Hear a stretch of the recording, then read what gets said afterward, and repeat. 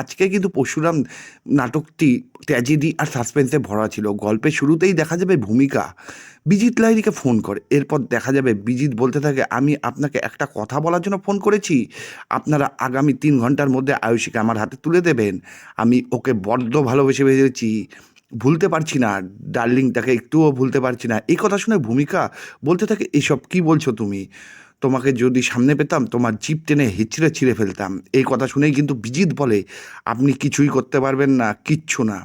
আপনাকে একটা ওয়ার্নিং দিচ্ছি, 3 ঘন্টার মধ্যে আমার গাড়ি পৌঁছে যাবে। এর মধ্যে যদি আয়ুষীকে গাড়িতে উঠিয়ে না দেওয়া হয় তবে কিন্তু জিৎ মুখার্জির লাশ পড়ে যাবে। জিৎ মুখার্জির লাশ পড়ে যাবে, আপনারা কিন্তু দেখতে পারবেন। এই কথা শুনে ভূমিকা অবাক হয়ে যায়। ভূমিকা বলতে থাকে, এসব কি বলছো তুমি? জিৎ মুখার্জির লাশ পড়বে মানে? এটার মানে কি? তখনই বিজিত বলে, হ্যাঁ আমি যা বলছি একদম ঠিকই বলছি, একদম ঠিকই বলছি, আমি কোনো ভুল বলছি না। আমি যেটা বলছি সেটা মেনে নিতে হবে, না হলে কিন্তু জিৎ মুখার্জির লাশ পড়ে যাবে। আপনারা পরে নিজেরাই পস্তাবেন। একটা ভুলের কারণে আপনারা আপনার একটা মানুষকে হারিয়ে ফেলবেন, চিরতরেই হারিয়ে ফেলবেন। আর যদি চান জিৎ মুখার্জি জীবিত অবস্থায় বাড়িতে ফিরুক তবে আয়ুষীকে পাঠিয়ে দিন। আমি আয়ুষীকে প্রচণ্ড ভালোবাসি। এই কথা শুনে কিন্তু ভূমিকা অবাক হয়ে যায়, বলতে থাকে, তোমাকে আমি কিছুতেই ছাড়বো না। এই বলে ফোনটা কেটে দেয়। তখনই ত্রিপর্ণা ও প্রাচী এসে বলতে থাকে, কি ব্যাপার, কি ব্যাপার বলো তো, কি হয়েছে, কে ফোন করেছিল বলো তো? তখনই প্রার্থনা বলে, কি হলো, চুপ করে আছো কেন? বৌমনি কথা বলো, কে ফোন করেছিল? তখনই ভূমিকা বলে, বিজিত লাহিড়ী ফোন করেছিল। বিজিত বলে আয়ুষীকে পাঠিয়ে না দিলে সে জিৎ মুখার্জিকে একেবারে প্রাণে মেরে ফেলবে। এই কথা শুনেই অবাক হয়ে যায় সবাই। তখনই দেখা যায় যে দীপালি বলে, এসব কি বলছো, ভূমিকা জিৎ মুখার্জিকে মেরে ফেলবে? এটা কি হতে পারে? জিৎ মুখার্জিকে মেরে দেওয়ার কথা কে বলল? বিজিত মুখার্জিকে জিৎ মুখার্জিকে মেরে দেওয়ার কথা বললো? ওকে আমরা বিশ্বাস করি না। ওই ছেলে সব কিছুই করতে পারে, ও মানুষ মারতে পারে, সে মানুষ মারতে দুবারও ভাবে না। আমি বুঝতে পেরেছি যে ও কেন এরকম করছে। এরপরেই আরাধ্যাকে ডাকতে থাকে ত্রিপর্ণা। আরাধ্যি বলে, ত্রিপর্ণা বলতে থাকে, আমি বুঝতে পারছি না আমি কি করব। একদিকে আমার মেয়ে, অন্যদিকে আমার স্বামী, আমি দুটোকেই বাঁচাতে চাই, কিন্তু বিজিত যে কোনো একটাকে আমার কাছ থেকে ছিনিয়ে নেবে, আমি কাউকেই দিতে চাই না। আমাকে যে কি করব আমি বুঝেই পাচ্ছি না। একদিকে আরাধ্যাকে ফিরিয়ে দিলে আমি জিতকে পাবো না, আবার জিতকে ফিরিয়ে দিলে কিন্তু আমি আরাধ্যাকে পাবো না। কিছু একটা করো, আমি এভাবে থাকতে পারছি না। তখনই এ কথা শুনে আরাধ্যা বলতে থাকে যে, কোনো একটা ব্যবস্থা অবশ্যই হবে মাম্মি, এতটা চিন্তা করো না। এরপর ভূমিকা বলে, এখন কি হবে? আমরা আয়ুষীকে কোথা থেকে পাবো, আর আয়ুষী কীভাবেই বা ওর হাতে তুলে দেবো? তখনই বাবিন বলে, আমি কোনো একটা ব্যবস্থা করছি, দেখছি কিছু করা যায় কিনা। কিছু তো করতেই হবে, তা না হলে তো মস্ত বড় বিপদ হয়ে যাবে, যে বিপদ আমরা কেউ ঘুণাক্ষরেও টের পাইনি। কেউ আমরা বিপদ আটকাতে পারবো না। তখন এ কথা শুনে দেখা যাবে আয়ুষীকে ফোন করে বাবিন। বাবিন ফোন করে আয়ুষীকে বলতে থাকে, বিজিত ফোন করেছিল, বিজিত ফোন করে থ্রেট করেছে। ও বলেছে তোকে 3 ঘন্টার মধ্যে ওর কাছে পৌঁছে দিতে হবে, নাহলে সে জিৎ চ্যাটার্জিকে মেরে ফেলবে। ড্যাডির লাশ এসে পৌঁছাবে আমাদের কাছে, সে লাশ পাঠাবে আমাদের বাড়িতে। এই কথা শুনে আয়ুষী ভেঙে পড়ে। তখনই প্রাচী বলতে থাকে, ফোনটাতে কি বলেছে, প্লিজ দে না ফোনটা। এরপর দেখা যায় নন্দিনী এসে বলে, আয়ুষী তুই এতটা ভেঙে পড়েছিস কেন, কি হয়েছে বল না, কি হয়েছে তোর সমস্যা? আয়ুষী বলে, বর্দি ভাই আমি কি করব বুঝতে পারছি না। বিজিত ফোন করেছিল, বিজিত ফোন করে থ্রেট করেছে, যদি আমাকে না পায় তবে দাদিকে মেরে ফেলবে। নন্দিনী ফোনটা নিল। তখনই বাবিন ভূমিকার কাছে ফোনটা দিয়ে দেয়। এরপর ভূমিকা বলে, তুমি যা শুনেছো একদম ঠিকই শুনেছো, বিজিত ফোন করেছে, ও ফোন করে বলেছে হয় আয়ুষীকে দিতে অথবা কিন্তু জিৎ চ্যাটার্জিকে মেরে ফেলবে, তার জিৎ চ্যাটার্জির লাশ পড়ে যাবে। আর আমরা বুঝতে পারছি না কি করব, কোনোভাবেই বুঝতে পারছি না, বিজিতকে আমরা কোনোভাবেই আটকাতে পারছি না। এই ছেলেটার কারণে সব কিছু শেষ হয়ে যাচ্ছে, সব কিছু শেষ হতে চলছে, কিছু একটা তো করো নন্দিনী। তখন নন্দিনী বললে, আমিও বুঝতে পারছি না। এরপর দেখা যায় ফোনটা কেটে গেল। ভূমিকা পরশুরামকে ফোন করে আর বলতে থাকে, বিজিৎ ফোন করেছিল, আয়ুষীকে 3 ঘন্টার মধ্যে চাচ্ছে, নাহলে সে জিৎ চ্যাটার্জিকে মেরে ফেলবে। এই কথা শুনে পরশুরাম অবাক হয়ে যায় আর বলতে থাকে, ওকে বলুন গাড়িয়ে পাঠিয়ে দিতে। আপনি আমাকে বিশ্বাস করেন তো?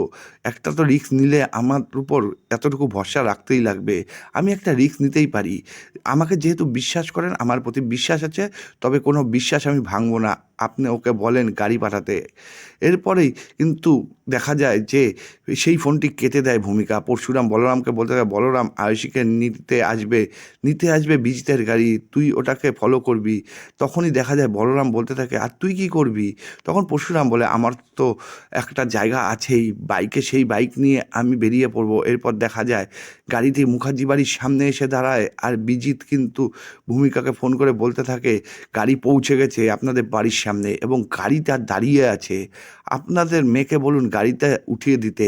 তবে আপনারা ভালো হবে না তো, আপনাদের অমঙ্গল হবে, কথাটা মাথায় রাখবেন। যদি কোনো রকম চালাকি করেন, নিজেরা যদি ভালো থাকতে চান, তবে আয়ুষীকে অবশ্যই গাড়িতে উঠিয়ে দিন, তাহলে কিন্তু জিৎ মুখার্জি বেঁচে থাকবে। কোনো রকম চালাকি করার চেষ্টা করবে না। তখন ভূমিকা বলে তুমি বাড়াবাড়ি করছো বিজিত। এরপরে দেখা যায় ফোন কেটে দেয়। পরশুরাম ফোন করে ভূমিকাকে বলতে থাকে গাড়িটা পৌঁছে গেছে, গাড়িটা এসে পড়েছে, এখন কি করব?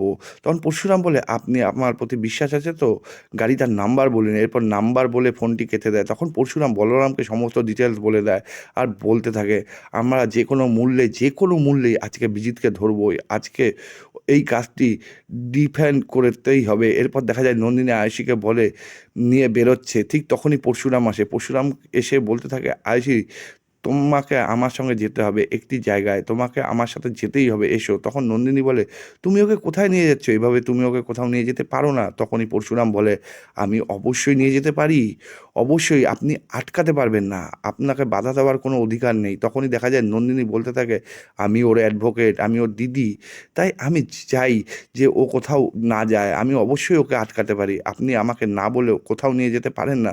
তখনই পরশুরাম বলে অনেক সময় অনেক কিছু সম্পর্ক খাটে না, সম্পর্ক খাটাতে গেলে তখন সব কিছু শেষ হয়ে যায়, এই সম্পর্ক যদি বাঁচাতে গেলে একটি সম্পর্ক মরে যায়।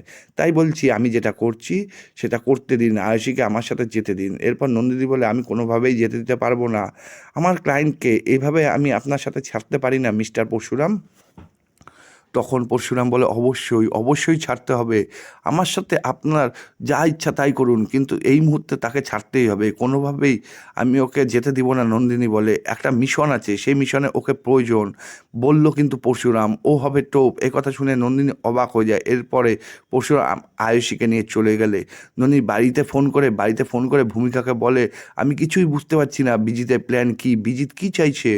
তখনই কিন্তু ভূমিকা বলে আমার মনে হচ্ছে বড়সড় কিছু একটা ঘটতে চলছে, কিছু একটা তো ঘটবেই, তাই আমার চিন্তা করো না, পরশুরামের উপর আমার একটা বিশ্বাস আছে, এটা কিন্তু বলে আয়ুষী। এরপর দেখা যায় আয়ুষী বাড়ি থেকে বের হয়ে ঠিক গাড়ির সামনে এসে দাঁড়ায় এবং সেখানে কিন্তু বিজিতের লোক বিজিতকে ফোন করে বলতে থাকে স্যার মেয়েটি এসে গেছে। বিজিত বলে তুলে নাও, গাড়িতে তুলে নাও আর আমার কাছে নিয়ে আসো। তখনই লোকগুলো সেটিই করতে থাকে। তখন লোকগুলি বলতে থাকে ঠিক আছে স্যার, আপনি যেভাবে বলবেন আমি সেভাবেই করব। এরপর দেখা যায় যে 4-5টা লোক তাকে খুঁজতে থাকে, বলতে থাকে আমি বুঝতে পারছি না কি হবে, এভাবে যদি আমার কোনো ক্ষতি হয়ে যায় আয়ুষী ভাবে তবে আমারকে কে উদ্ধার করবে। এই বলে আয়ুষী গাড়িতে উঠে বসে। তখন বলরাম বলে চিন্তা করো না, আমরা তোমার পাশেই আছি, তোমাকে কেউ কিছু হতে দিব না, আর আমরা তোমার আশেপাশেই থাকবো, তুমি একদিনও চিন্তা করো না। তুমি আমার মেয়েকে এইভাবে বিপদের মধ্যে ফেলে দিয়েছো, ঠিক করলে না, আমার মেয়ে বিপদ হতে পারে, যদি আমার মেয়ের কিছু হয়ে যায় তবে কিন্তু আমি তোমাকে ছাড়বো না, তোমাকে কিছুতেই ছাড়বো না। ভূমিকা তোমার কারণেই আমার মেয়ের ক্ষতি আমি মনে নিতে পারবো না। তখনই দেখা যায় যে ভূমিকা বলতে থাকে কেন বাড়াবাড়ি করছে না, আপনি বুঝতে পারছেন না আয়ুষীকে ছাড়া কোনোভাবেই জিৎ মুখার্জি ফিরিয়ে আসা সম্ভব নয়, আয়ুষী যদি আমরা না দিই তবে জিৎ মুখার্জিকে আনতে পারবো না। তখনই প্রার্থনা বলে তাই বলে একটা মেয়ের জীবন বিপন্ন করে দিবে, একটি মেয়েকে বাজি রেখে তুমি জিৎ মুখার্জিকে নিয়ে আসবে? এত কিছু হওয়ার মাঝখানে তোমাদের মতো অসৎ কাজের সাহায্য করছি না আমি, আমি একটা সৎ কাজে সাহায্য করছি, আমার উপর বিশ্বাস রাখুন। পরশুরাম বলে অবশ্যই আয়ুষী ঠিকঠাকভাবে বাড়ি পৌঁছে দিব, আয়ুষীর কোনো ক্ষতি হবে না, আমি তোমাদের বলে রেখেছি, মিলিয়ে নাও কথাটা। তখন এ কথা শুনে বাবিন বলতে থাকে শোনো, আমার বোনের যদি কোনো ক্ষতি হয় সে দায়মান হচ্ছে তোমাকে নিতে হবে, সেই দায় কিন্তু একজন তোমাকেই নিতে লাগবে। ভূমিকা বলে বললাম তো আমি দায়িত্ব এড়াবো না, আমি নিজের ঘাড়ে সমস্ত দোষ চাপিয়ে নেব, কোনো সমস্যা নেই, আমার কোনো রকম দ্বিধা থাকবে না। এরপর দেখা যায় যে আয়ুষী কিন্তু সেই গাড়িতে উঠে সেই সময় পরশুরামকে দেখে আয়ুষী এবং পরশুরামকে বলে বিজিতের ওখানে গেলে কিন্তু আমি আর কোনোদিনও ফেরত আসতে পারবো না, কারণ আমি বিজিতকে চিনি, সে প্রচণ্ড খারাপ ছেলে। আর একবার যদি আমি সেখানে চলে যাই হয়তো সে আমাকে খুনও করে ফেলতে পারে। তখন পরশুরাম বলে, আপনি একদম চিন্তা করবেন না। তখন আয়ুষী বলে যে, আপনি বিজিতকে চেনেন না, ও খুব বাজে ছেলে, ও আমাকে মেরেও ফেলতে পারে। তখন পরশুরাম বলে যে, দেখুন আপনার ডান দিকে। ডান দিকে দেখতেই সে দেখে পরশুরাম বাইক নিয়ে সেখানে দাঁড়িয়ে রয়েছে। তখন আয়ুষী বলতে থাকে, থ্যাংক ইউ, থ্যাংক ইউ। এখন আমার বিশ্বাস হয়েছে, কারণ আমি জানি জামাইবাবু আমার কোনো ক্ষতি হতে দিবে না, নিজের ক্ষতি হয়ে গেলেও কোনোভাবেই ক্ষতি হতে দিবে না। এই ছিল একটি এপিসোডের আজকের আপডেট। পরের আপডেট দেখার জন্য অবশ্যই চ্যানেলটিকে